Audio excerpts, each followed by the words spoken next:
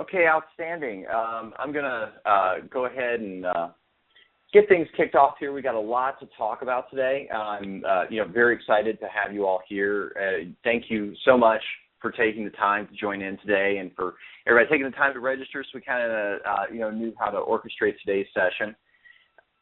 First things first, what I'd like to do is go ahead and thank our folks here at Tech Data for putting this together for us.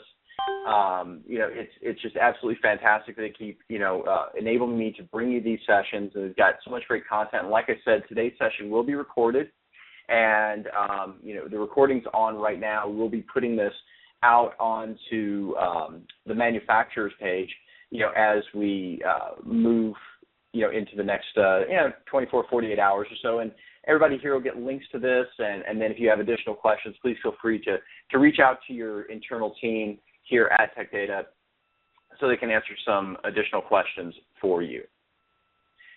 The premise of today's call, this is really kind of a solution-based talk.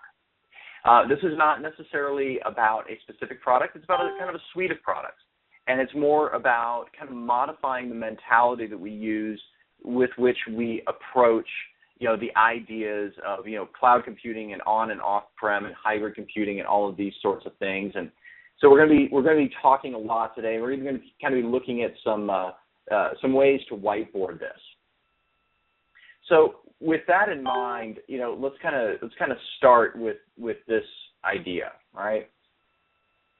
So if we were to ask ourselves, number one, first and foremost, right, what's wrong with this picture? Well, I think it's probably relatively straightforward. I think that what's wrong with this picture here is the fact that a lot of customers, if not most all of our customers, are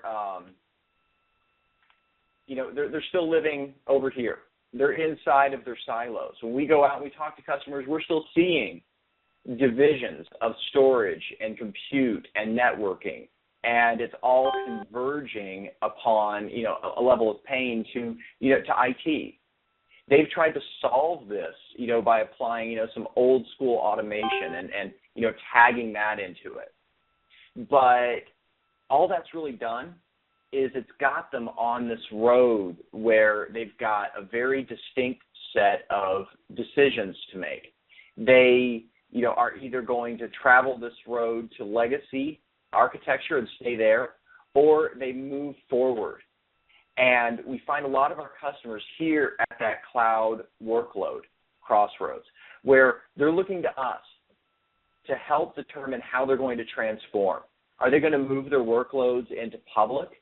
Are they going to move it into private? How are they going to deal with the economics of it, security, functionality, and user experience? It's a long road between, the horse and buggy and moving out to, the hybrid cloud and all that. And our customers are looking to us to be trusted advisors to keep them out of these pits, of inflexibility and these dangers and pitfalls. When I was in the field and doing whiteboards directly for customers, I'd always start every talk with the same idea. What does your process look like today? It was always the same thing. What are we doing today? That's going to determine where we need to go tomorrow. And invariably, the answers always looked something like this by the time I was done whiteboarding it. It was, the storage guy, sends a set of parameters over to networking that gives us, our expected I/O throughput and what we can handle, and then, the compute team comes back and they have to orchestrate back with networking to determine when they're going to move this workload so that it doesn't interfere with the backup. And, at some point, even if you are perfectly versed in all of this, you're sitting there scratching your head going, please make this stop. Right? And this is, kind of comedically accurate. This is what customers deal with. This is their operations. This is their process. This is their level of automation. Now, Customers who are buried in this type of mentality look at the idea of cloud, and if they hear you mention the word cloud, they shudder. Because I, as much as anyone, absolutely abhor the word cloud. I don't like it. I think it's a great word that got grossly overused, and now it needs to go away. And I'm sure there's a lot of you that feel the same way. So, when I used to go out into the field, I used to tell my account executives, I said, we're going to talk to our customers today about SPI computing models. And so we'd go out there, and we would talk about SPI computing, software as a service, platform as a service, and infrastructure as a service. Because really, at the end of the day, that's what it is. That is the crux of cloud computing. Now, most customers, most people that are leveraging any form of cloud, the one thing that they always feel uncomfortable with, and quite frankly, probably aren't leveraging or aren't ready to leverage unless you're dealing with the highest echelons of enterprise computing, they're probably not looking today at platform as a service, right? That's probably not something that they're leveraging today. So immediately when you talk about this, you're able to kind of strike that out and say, well, let's just look at what you're already doing. Now, they might not feel that they're already doing any of this. So how do you start the journey if you don't know where you are? But if we label it for them and we say, okay, well, you're using software as a service. Have you ever used Netflix? Is anybody in here using Dropbox, which will probably make them cringe? And that will also, open up, tons of, opportunity for discussion. And they say, well, yeah, we're using Salesforce. We're using,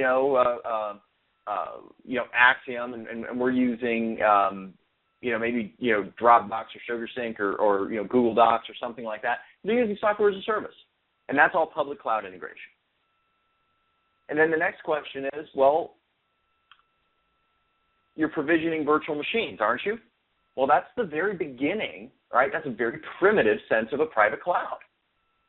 Okay? And especially if you're using anything like, vCloud Director or Lab Manager in the past, things like that, those, again, are primitive advances toward private cloud. So really, just by adopting the things that they're already doing, they're already using private and public cloud. The challenge becomes, how do we get them to understand that software as a service has a space in the private cloud and infrastructure as a service has a space in the public? By doing this, then they can really start to envision what that hybrid cloud looks like, where everything becomes referential. If we're to look here, we started off all of our ideas, with the premise of, a data center. And, here we have your data center in, all of its beaming and wonderful on-prem glory. And inside of that data center, we had challenges with compute, challenges with storage, and, presence of physical networking. We were able to solve those challenges through the adoption and integration of virtualization. Specifically, talking about vSphere. And that's what we've all done.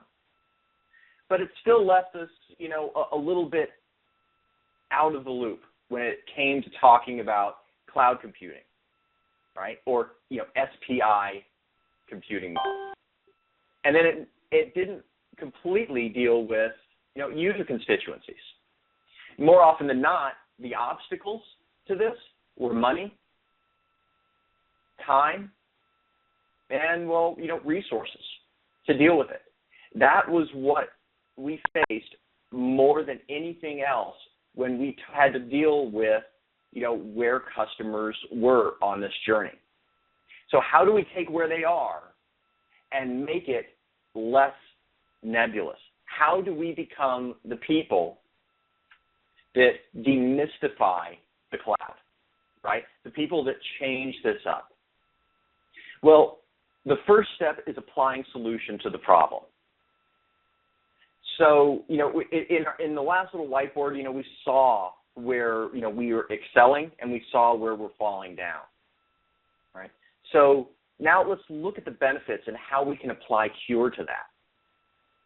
So if we were to look first at vCloud Hybrid Service, vCloud Hybrid Service is exceptionally unique in the marketplace for one specific reason, if nothing else, and there's a ton of them, but this is probably the one thing to remember. It creates and allows you to create for your customer a seamless extension of a data center. So what does that mean? Okay, I mean, that's a lot of really great market speak, but here's the idea. It gives you and your customers a data center for rent. That means that everything that they can do inside of their existing client data center, on-prem, they can do inside of vCloud Hybrid Service. They can take their existing workloads with their existing networking, all of the same management tools, and the same support call. So they're not having to take their workloads and go, well, this is a medium-sized machine, this is a large machine, and this is an extra small, and this is an oh my gosh, it's coming toward me size. I mean, I don't even know, right? I mean, the only way I know how to size stuff like that is maybe at the slushies at the 7-Eleven and T-shirts at the Walmart or something, right? Everything else, it doesn't fit inside of a data center. You have machines that are custom sized, and sizes mean different things to different sizes of enterprises. And so with vCloud Hybrid Service, we're allowed to create, all of these, again, very seamless interactions between on-prem and off-prem. Some that I'm most excited about, I mentioned the seamless networking, right? This is a very exciting idea when it comes to us being trusted advisors for our clients. It allows you to leverage the exact same networking topology between the 2 points. I mean, imagine, if you will, a web app. And let's say that web app, you're going to have the database live out here at the primary data center. Okay, so we got the database out there because maybe, the database is backed up and we've got, redundant copies and all sorts of things. We want that really locked down inside the primary on-prem. But then, the application servers are, dealing information down to different branches. So, maybe you've got one app server here and another app server there. And let's say you're able to connect all these and they're dealing on the same slice of network. But you want to provide geographic optimization for the web server.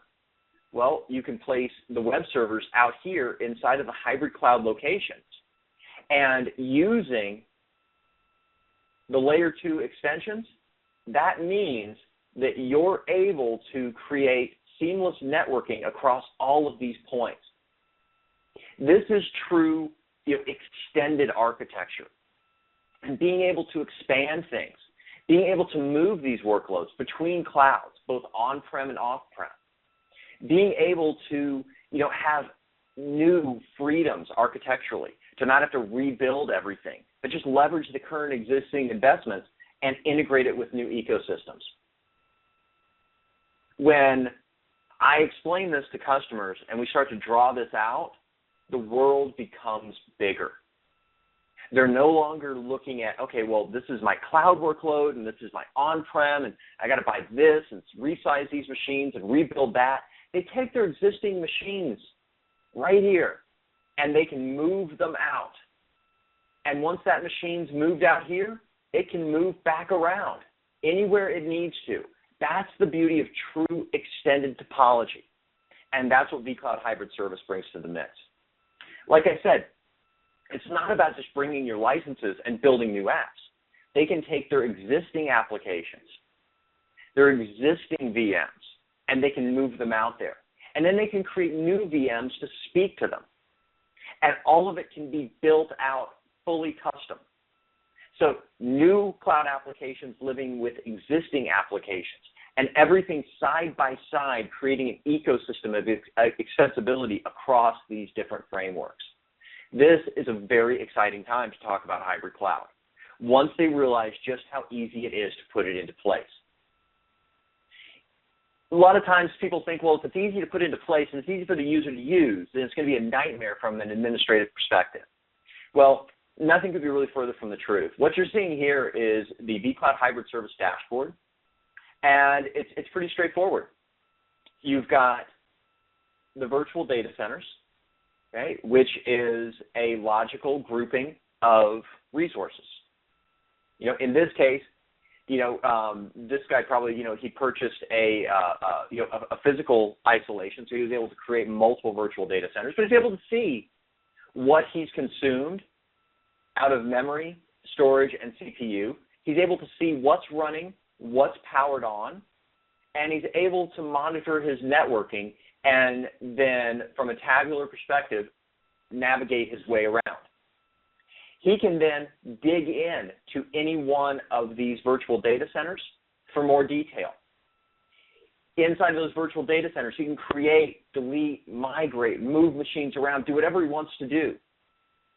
And because of our integrative and holistic approach to cloud computing, everything is connected very easily using an API URL.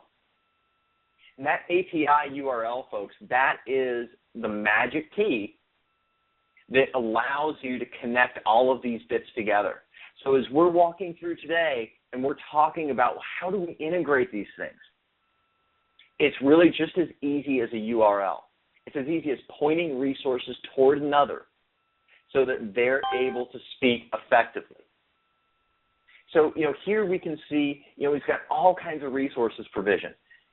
Administrators are able to monitor networks, user integrations. They're able to monitor virtual machines and usage and allocation, not just across, the whole isolation, but across individual virtual data centers. And they're able to monitor these data centers and integrate them with multiple different points. Some new updates that have been made to vCloud Hybrid Service we're really excited about. Number one is we now offer data protection. This is down to the VMVK level. So just in the short time that vCloud Hybrid Service has been out, we've already made a tremendous number of improvements. So in true VMware fashion, we've taken what was already fantastic, and now what we're doing is we're just dialing it in and making it exceptional. And so, now you're able to protect, and it's all agentless, so it's no extra workload. It's all self-service, so you've got backup and recovery down to the disk layer. Additionally, we now have two storage options. Previously, it was all just SSD acceleration. Now we also have standard-based storage. So when you're architecting solutions, you don't have to default just to the SSD. You can have all kinds of cool new ideas when it comes to, tiered storage approaches. Being able to, have the storage line up to the SLA so that if something's moving off of, spinning disk on-prem, you can push it onto spinning disk in the cloud. So you have predictable targets for your storage tiers. And because of this, we're also seeing some service price reductions, and you're going to want to reach out to your folks here, at Tech Data to clear that up for you so that you can, find out exactly what you're looking at. But long and short, standard storage is, approximately 50% less than the SSD accelerated, right? And then the SSD is actually decreased by 58%. So you're seeing decreases in price, increases in functionality, and increases in flexibility. I'm very excited about that. And when I look at what that brings from a hybrid service perspective, I can say problem solved, right? What we've done is we, started here with that data center, and we were able to give the customer the ability to extend out their resources out into the cloud. So now they've got on and off-prem resources in both spaces, and they're able to deal with the tiering and the storage and everything else and migrate workloads, back and forth, as needed. So we've knocked that one down. So how do we look at what else? Well, sometimes people say things to you, and you just got to write them down, right? I mean, the catchphrases, the great catchphrases that we've all, collected over the years. I don't know if you're anything like me, but I've actually got a notebook of catchphrases, the hilarious things that people have said, and it just reminds me how much fun we can have in this industry. I was standing in front of a whiteboard, and I asked a small business. I said, "Well, so what are your RPO RTO targets?" And they actually thought, apparently, that RPO RTO was a word. And they said, "Well, how do you spell that?" To wit, we had to kind of go back and forth for a minute to come down to the fact that, no, these are just acronyms for recovery point objective and recovery time objective. How much can you afford to lose and how long can you afford to lose it for, right? And once we kind of figured out that they had no idea what their RPO, RTO targets were, then, we had to start talking about, well, you're going to need a second data center or what do you have to invest in additional hardware? What workloads are most important? And as well as anybody, this opens a whole can of worms conversationally and architecturally. Well, if we look at what we're able to do from a hybrid cloud perspective, VMware gives you the tool for disaster recovery to the cloud, or DR as a service. Again, it's built on vSphere. It's built on vSphere replication. It allows your customers to have a warm asynchronous standby with a guaranteed 4-hour recovery time objective. If you go into most of your clients and ask them, even if they have a recovery plan in place, what is their RTO currently? Most of them are probably going to be ecstatic to hit 4 hours. If they don't have something in place, it could be, months. And we can give them 15 minutes to 24 hours. Well, Kevin, what's the difference? Why the big range between 15 minutes to 24 hours? Well, it depends upon bandwidth. It depends upon the size of the deltas that you're pushing from one point to another. There's a lot of stuff that goes in there. But to help get them kicked off, we also support offline data seeding. So we can ship them a NAS device. It's encrypted. They ship it back to us. We plug it in. We load up their data. It gets them off to the races quickly. So you're able to take a client and give them this ability at the VM level to move workloads out so that they are effectively now syncing up to another location. And they're doing this based upon subscription. They're not going to buy the resources, okay? This is another subscription-based service that they're able to leverage, and you're able to give them, right, as a tool in your toolbox, as another, another color in your box of crayons, so that you can architecturally get more creative and be that trusted advisor for them. And with that, they can start seeing something like this, where they have, that primary data center, and they're able to move workloads based upon the tier, based upon the SLA, based upon, the workload target, out into the hybrid service. And with that, they're able to move them out and protect them as needed. And again, it's all based upon vSphere. So they're able to leverage that existing hybrid service console, the one I showed you just a few minutes ago, and their vSphere web client to be able to connect and manage all this. So it's not a bunch of new stuff. Right? If we were to look at what a DR to the cloud enabled virtual data center looks like, remember I mentioned to you that API URL, right? Well, this is the magic right here. When I said it was a URL, it's really a URL. You need 2 bits out of this URL, and that allows you to connect your data center out to the cloud for recovery. A vCloud hybrid service DR-enabled data center will then just display a simple little icon, right, the little thundercloud. And that tells you that that data center is enabled and can serve as a target for DR. So then once you have that URL for that data center, you map that back and you tell vSphere Replication to go ahead and send my VMs out there, right? Replicate them out there. And then once they're there, again, we're looking at that same platform, right? That exact same console. So we've got that virtual data center, right, from here, and then we open up into it, and we can see every virtual machine. We can see, how long it's taking for replication.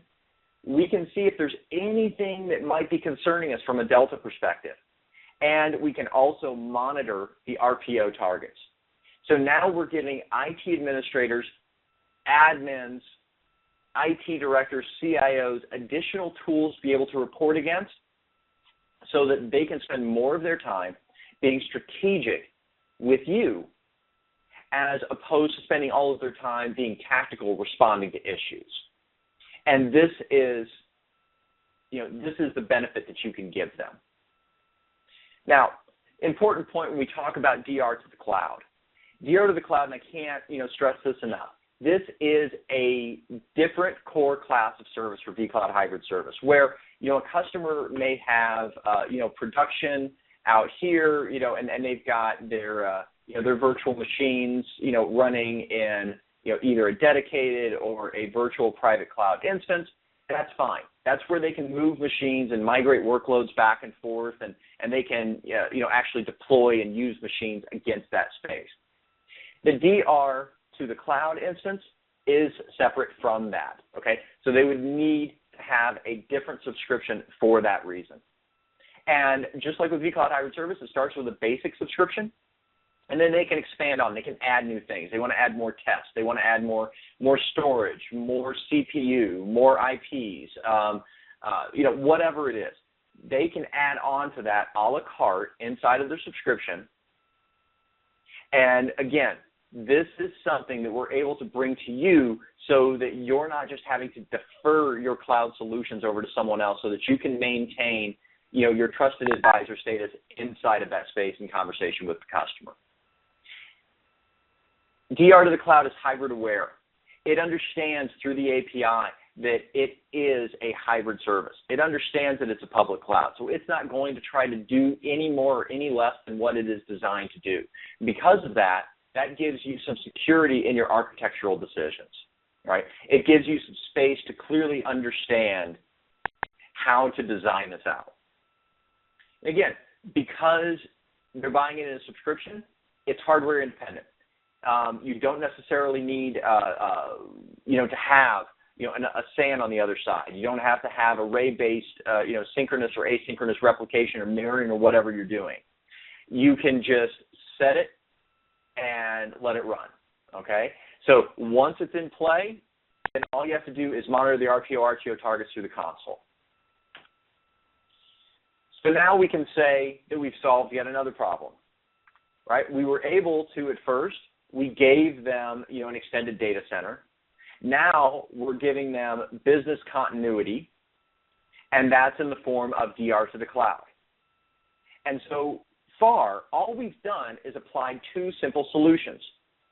They purchased vCloud hybrid service subscription, and they purchased a subscription to vCloud hybrid service DR, so DR to the cloud. So now what happens if we start mixing things together? We've got these resources. What else can we do with them? For the longest time, provisioning was, just this static thing, all right? I remember when I was a VM admin, they would come and they'd say, hey, Kevin, can I get a machine? I was like, yeah, fine. Hey, Kevin, can I get a machine? Okay, fine. Hey, Kevin, can I get a machine? Okay, why? And it became a thing where, I had to start, okay, can I have that resource back? Can I go to the executives and get some of these resources back? And, why do I need to provision this? How long do you need it? A series of nasty emails and all sorts of stuff back and forth. And the worst part was we had this terrible drift in machinery as it would migrate through this process, right? The requirements would change, how long they needed it, what they needed it for, all of that would change. But now we're able to apply policy to this. And through policy, we can increase automation. So now if you're looking at policy-based provisioning, the ability to approve, request, and provision all without people having to get their hands on it, because like my father always said, to err is human, right? And so the minute we get involved, the minute things start getting screwed up. So if we're able to wrap some policy around this, we're able to decrease the possibility of that drift and make things more consistent. So how do we do this? Well, using vCloud automation, we're able to apply business groups. Business groups is pretty simple. It's a group of authorized users, right? Anybody who's used Outlook or Exchange, whatever, or an Active Directory has seen this before. Okay, it's a group of users, no different than a distribution list or anything else. You've got users based upon geography, based upon workload, based upon time of day or shift, whatever you want to do, and all of that. Okay, and of course, it binds and can interact with your existing Active Directory, or if you're using SSO, whatever you're doing. Lines up to those business groups. Those business groups are then assigned resources, and those resources are able to be provisioned against virtual infrastructure, completely agnostic. Doesn't matter what they have in play. Even physical infrastructure. vCloud automation can deploy workloads against physical systems. Things like UCS, HP ILO, whatever. We can deploy against that natively, and we can deploy against all of the major public clouds, right? Whether it be Azure or OpenStack or EC2, even vCloud Hybrid Service. So all of these things give them true capability to migrate against all of these different workload points, allowing you as architects and advisors to create all of these new ways for the workloads to be vetted out. And the best part is the users aren't having to deal with the plumbing. All they do is say, hey, I need a machine. And then the policies go in and take care of it from there.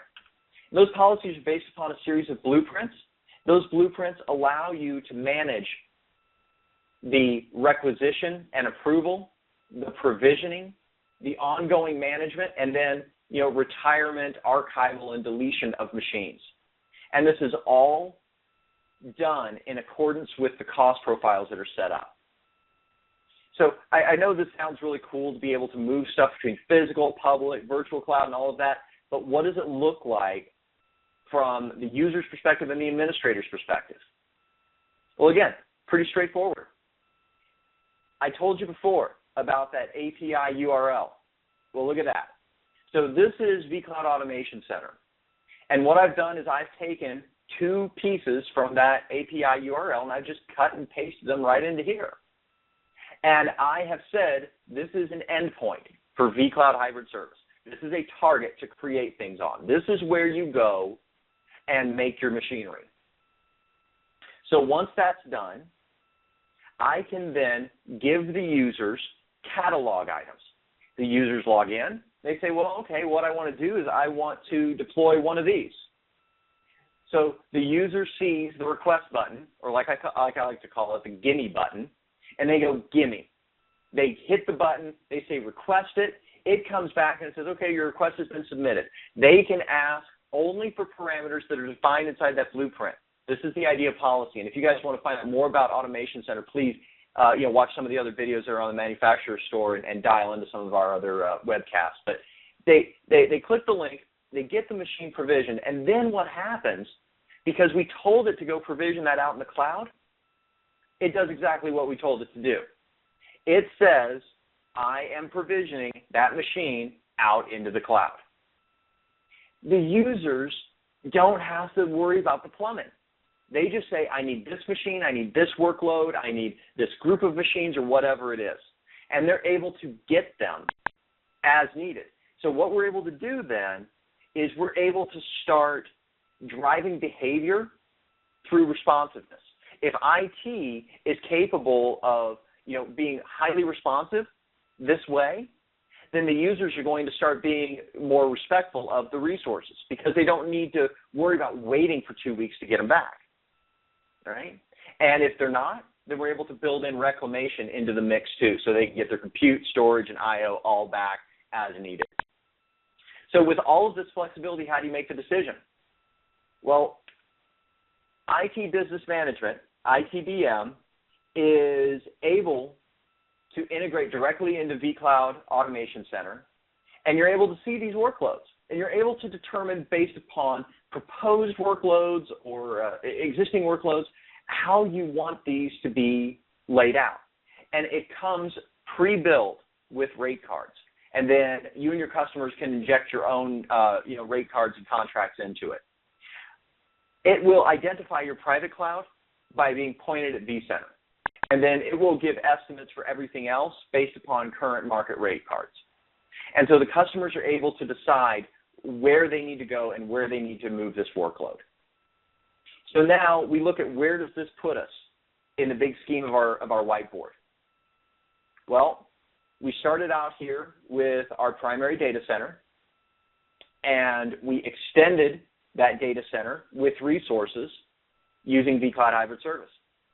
We gave them business continuity, disaster recovery, using vCloud Hybrid Service DR to the cloud. And then using vCloud Automation Center, we were able to give the users an easy way to request and receive resources without having to worry about what the plumbing looks like, and we could provision it against physical, we could provision it against their virtual infrastructure, or against their cloud. So 3 solutions so far, and we're created a true hybrid on-demand elastic cloud with disaster recovery. But all we've really talked about is just what the IT departments and the technical folks are saying. What about the user experience? So for that, I would like to I would like to posit Horizon DaaS. So a lot of you are familiar with the ideas of on-premise DaaS, and whether you like it, whether you know it or not, or like it or not, you've been deploying on-premise DaaS, right? It's called VDI. For those of you who aren't familiar with Horizon, our on-premise desktop as a service is a Horizon View, right? And with all of the exciting additions to Horizon 6 that absolutely just have to be seen to be believed, it makes a really great way to inject end-user computing into the data center. But some customers aren't ready for that, even though we give them flexibility with virtual SAN to cut the CapEx expenditure, even though they have low cost of management and a lower OpEx with it. They still need some servers, whether or not they use internal or external storage. They're still going to need licensing, and they're going to need to build it and all of that sort of stuff. Even though it's dead easy to deploy, and those of you who have done it know that, there's still some amount of work involved. So for customers that don't want to go that route, or maybe aren't ready, we give them the option of using Horizon DaaS. And Horizon DaaS is really straightforward. It is subscription-based desktop provisioning. Effectively 3 steps from an administrator perspective. Number 1, they go into the enterprise center, go into their pools, so it's all the same type of terminology. They create a virtual desktop. They assign it or entitle it to their users, and then the users log in. And because we're leveraging all of the same parts again, right? The Horizon View agents and the BLAST protocol, you're getting all of these cool things. You're getting things like Unity Touch, and you're getting multiple platform ambiguity.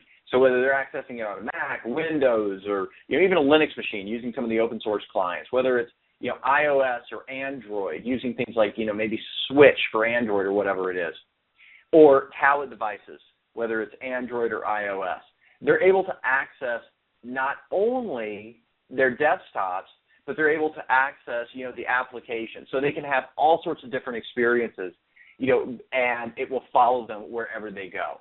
Because at the end of the day, the user's really concerned about just getting the content. They're less concerned about how it gets there. Okay? And Horizon DaaS allows us the flexibility for customers who aren't ready to extend out their infrastructure and build out, on-prem. They can just do it from a subscription perspective. But just because it's off-prem doesn't mean it's, hands-off, right? So you're able to provision these desktops and applications as a service, but it integrates back in to all of the existing infrastructure. So, you can leverage your existing Active Directory and applications and file shares and collaboration and patch management. All of this stuff that you're doing today, you can still integrate with Horizon DaaS. So just because they make the decision to go, cloud-based desktop doesn't mean that they're losing control or they're having to hand over control to somebody else's platform, as is often the case elsewhere in the industry.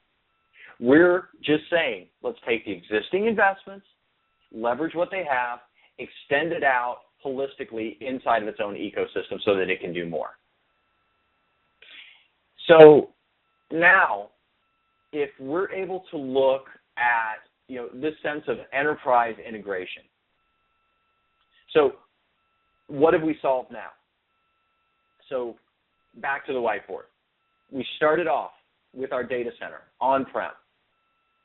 We extended out resources using vCloud Hybrid Service. They were able to move workloads back and forth. We gave them business continuity disaster recovery with vCloud Hybrid Service disaster recovery and DR to the cloud. We gave the users a means to access resources on demand without having to bother with the plumbing behind it, and to provision against virtual, physical, and cloud-based resources. And then we took it a step further, and we gave users the ability to access desktops on demand and to still be able to manage and bind that to the existing data center. So now we've got user experience, we've got disaster recovery, business continuity, and we've got extended data center, all inside of 4 different packages. So now that you've got all of this information, the question becomes, how do you position this? How do I talk about this in my day-to-day, and how do I motion this with customers? Well, the first thing to do is to understand the offerings and to understand the basic frameworks of this. And because we have a lot of them, we're going to kind of just, talk briefly about each. So if we talk about vCloud Hybrid Service, the one thing to keep in mind, this is not for DR to the cloud. That is a different card entirely. Inside of vCloud Hybrid Service, it comes in 2 flavors. It comes in dedicated cloud. So what does that mean? That means you get your own private cloud instance, physical isolation. Why would you do this? Well, let's say you have a workload where you have a defined and audited SLA, or you have a workload that is, absolutely, mission critical, right? This workload can have no possibility whatsoever for, noisy neighbor, or, they need extended, enhanced routing capabilities or direct telco connections, that sort of thing. They can migrate to a dedicated cloud. And inside of that dedicated cloud, they can create multiple other private clouds if needed. And what you see here, the minimums and where it starts from a storage perspective and the allocations for networking, those are all just the beginnings, okay? That's what you call a core offering, okay? So that's a core SKU. They can then add on to that. They can add additional testing. They can add additional storage, more RAM, more CPU, more IPs, more I/O, whatever they want to add to it, and that could just be tacked on to the subscription. And then that just becomes a part of the subscription that they use. So this gives them lots of flexibility to do different things. For a lot of folks, though, a lot of folks are probably going to start out with virtual private cloud. And that gives them logical isolation. So think vSphere, same kind of premise, right? You're logically isolating machines from one another. And with that logical isolation, you get some minimum sizes. You'll notice there's a couple differences with virtual private cloud. They get the ability to burst. That means that if they go over their allocation, like say for CPU, they go over their 5 gigahertz and they burst up somewhere south of 10 gigahertz because maybe they're doing maybe registrations or testing or who knows, any number of things, right? Maybe like a college, they're doing registrations or lab events or something like that, and they burst out. They don't hit a wall and everything stops working, right? We will permit them to burst up to that 10, and then they can determine whether or not they need to purchase more as a subscription going forward. The same is true for networking, okay? Obviously, you can't burst inside of physical resources because, well, it's kind of impossible, right? So, inside the virtual private cloud, you have the ability to burst out. Now, if we look at the consumption model, right, this gives you your consumption model for DR to the cloud. It is also a subscription-based service, has a different set of minimums and maximums. Just like vCloud hybrid service, they are able to add stuff a la carte to it. And, they're given like 2 failover tests per year supported by VMware so that we'll stay on the phone with them, make sure that everything goes smoothly. But if they want to purchase more than that, they can.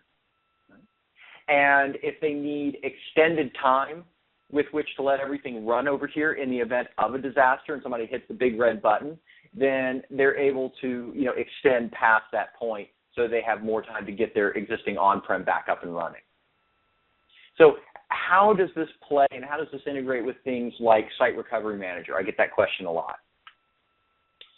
So the first thing to do is to say, okay, Mr. Customer, are you or are you not seeking a disaster recovery solution? Or you can ask, what's your RPO, RTO, and see if they glaze over or they have a response.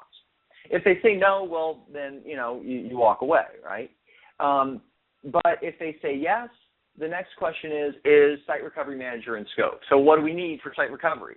Well, we need another site. There's geographic restrictions. Where is it? What kind of hardware is there? What kind of storage is there? What kind of pipe is running between the 2 points? So a whole different sets of conversations.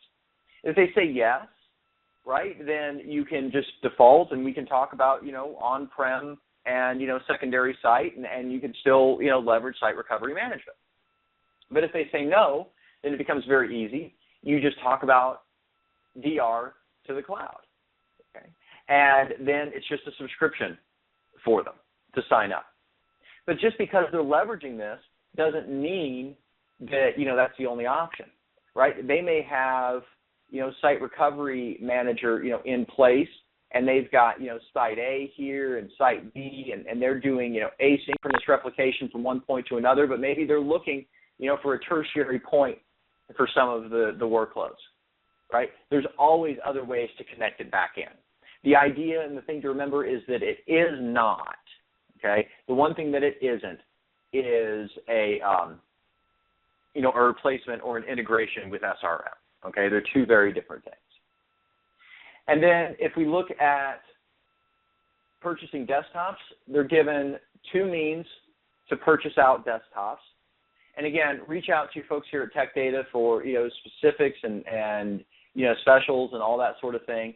But, effectively the net is this.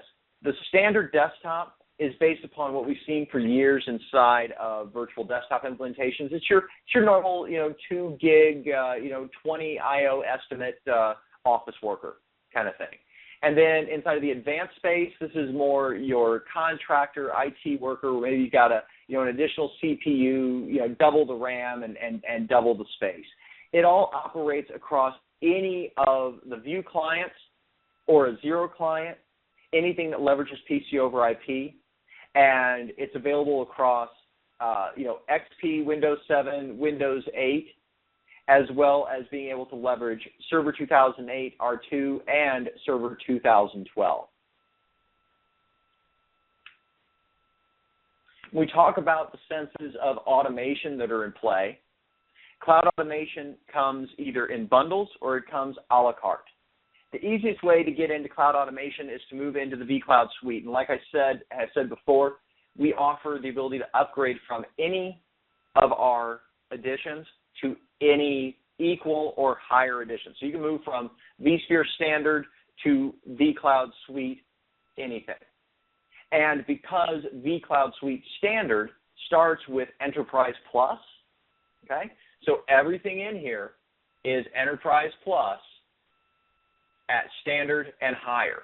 And because of that, you can move from any edition of vSphere or vSOM into any edition of vCloud Suite. So even if they're at vSOM Enterprise Plus or vSphere Enterprise Plus, they can go right in and take, the next baby step up to vCloud Standard. Okay. vCloud Automation Center comes in Standard, Advanced, and Enterprise that aligns with the suites. This gives, people the ability to, go ahead and start provisioning against vCenter and start doing the basics, right? And they can start getting things deployed. And you don't have to have an advanced or mature infrastructure to use automation. You just need something in play.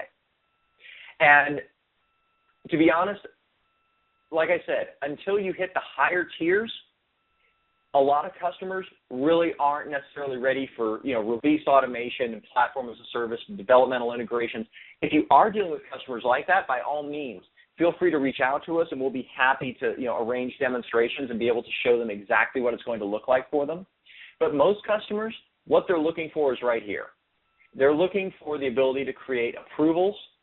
They're looking for the ability to create and manage workloads, and the ability to kind of create that anything as a service, where they can have multiple types of machines all bundled together and provision out to different groups and integrate with things like Orchestrator, right? There's a tremendous amount of power. And so for me, I always urge everyone to look at Advanced as probably the sweet spot. That's the target where your customers are going to get a tremendous amount of bang for the buck. So if we look at all of the stuff we did and we go back one more time to our whiteboard, we started with a virtual data center. We extended it out with the hybrid service, allowing them to move workloads. We gave them business continuity and disaster recovery with a 4-hour RTO and a 15-minute RPO, 24 hours based upon bandwidth. We gave them the ability for users to interact without worrying about the plumbing with their virtual, physical, and cloud infrastructures as targets. We gave the users the ability to get their own desktops and to be able to have them ubiquitously available across all of their platforms. And we did it with 4 implementations: vCloud Hybrid Service, Disaster Recovery as a Service, vCloud Automation Center, and Horizon DaaS.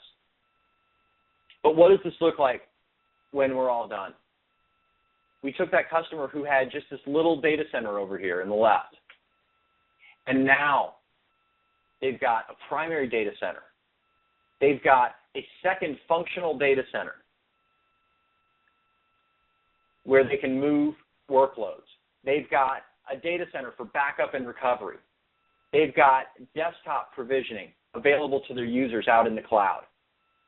They've got policy-based automation interacting with everything. And we did it with vCloud Hybrid Service, Horizon DaaS, vCloud Hybrid Service DR to the cloud, and let's not forget vCloud Automation Center. So we took them from having no DR, no business continuity, no real EUC strategy for end-user compute. They had limited resources based upon only what they had in their physical space, and they had little to no automation. If they had automation, it was probably Excel workbooks and some small workflows. Now they've got VMDK-level disaster recovery. They've got elastic resources. They can grow and shrink the resources as needed. We've got on-demand end-user compute, on-demand infrastructure for contractors, developers, all that sort of thing. And we've got an exceptionally high level of automation. And we did this without any heavy material integration into their on-prem. All they deployed on-prem to make all this happen was a couple virtual machines. The rest of it was all service-based. When I look at the capability to bring a customer from this legacy situation to a world where they have automation and policy and everything on demand and elastic, and I'm able to do it with a SKU for hybrid service, a SKU for disaster recovery as a service, a subscription to DaaS, so it's 3 service-based offerings, and one purchase for vCloud Automation Center. That to me is pretty impressive. So I hope this was of benefit to you guys, and I encourage you to follow me at kgroat at Twitter, and be sure to follow us at VMware. With that, what I'm going to do is I'm going to stop the recording, and we've got just a couple minutes left. If you guys